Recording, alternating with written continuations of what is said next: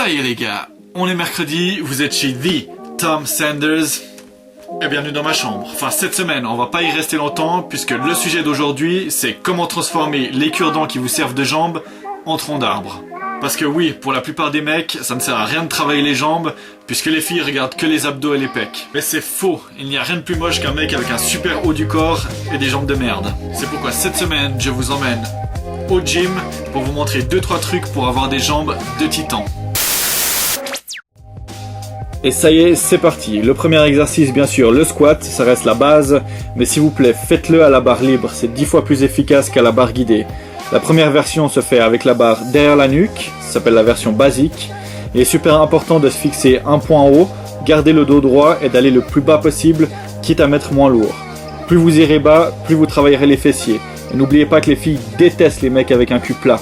La deuxième version que vous pouvez faire, si vous avez un peu d'expérience, c'est le front squat, avec la barre qui sera posée sur le devant des épaules. La différence, c'est que le back squat va travailler plutôt les ischios, c'est-à-dire l'arrière des cuisses, et les fessiers, alors qu'avec le front squat, on travaillera plus les quadriceps. Alors ça, c'est un exercice que j'ai découvert il n'y a pas beaucoup de temps, et honnêtement, il est plutôt pas mal. C'est super important d'avoir des chaussures avec des semelles assez épaisses pour pas vous éclater les pieds contre la barre. Mettez également un tapis sur le sol pour pas vous éclater le dos. Mettez les bloqueurs sur les côtés pour éviter les accidents, et c'est parti. Là aussi, c'est super important de descendre la barre le plus bas possible, comme pour les squats, mais ne tendez pas les jambes en haut du mouvement. Pour cet exercice aussi, j'aime bien faire la version classique et la version Tom Sanders.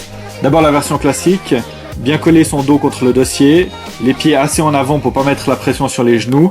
Ensuite, vous pouvez choisir l'écartement des pieds. Plus vous serrez les pieds, plus vous travaillerez l'extérieur des cuisses, et plus vous écartez les pieds, plus vous travaillez le vaste interne. Puis il y a la version Tom Sanders, où vous faites face à la machine, mais attention de ne pas mettre trop lourd et de garder le dos droit.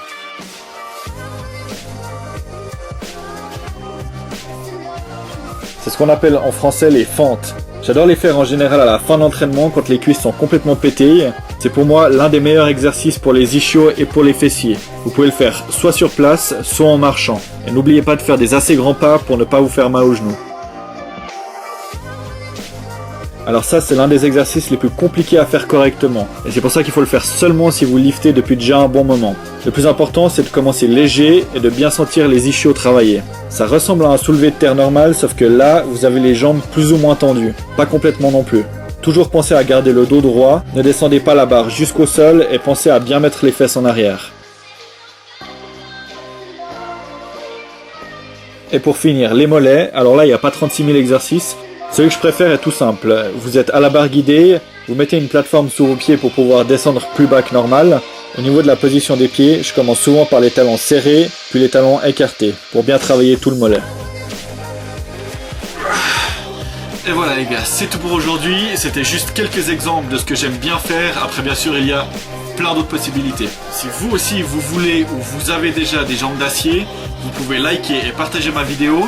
Et n'oubliez pas, en février, il y a la nouvelle web-série qui sort et ça s'appellera On verra demain. Pour revoir la dernière vidéo sur la génétique, c'est ici. Et pour vous inscrire, c'est par là.